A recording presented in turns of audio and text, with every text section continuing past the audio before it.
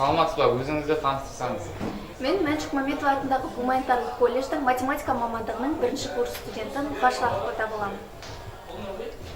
Сіз облысымызда жүргізіліп жатқан сыбайлас жемқорлықтың алдын алу шараларынан хабардарсыз ба?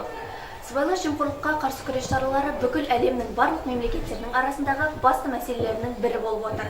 100 нақты қадам ұлт жоспарының 13-ші қадамы сыбайлас жемқорлыққа қарсы күрес екендігі барлығымызға да мәлім. Қоғамның жегі құрты саналатын осы бір мәселені шешу үшін облыс төңірегінде көптеген шаралар жүргізіліп жатыр.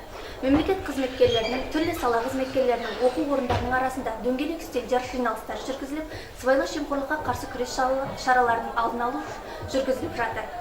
Бұл жүргізіліп жатқан жұмыстардың негізгі мақсаттары сыбайлас жемқорлыққа қарсы күрес туралы таныстыру, түсіндіру және де сыбайлас жемқорлықтың алдын алу шараларына әрбір азамат жауапкершілікпен қарау екендігін насихаттау. Қандай жерде, қандай көздерден хабардарсыз? Ақпарат құралдарынан, әлеуметтік желілерден және де газет журналдардан бұл туралы ақпараттар біліп отырамын.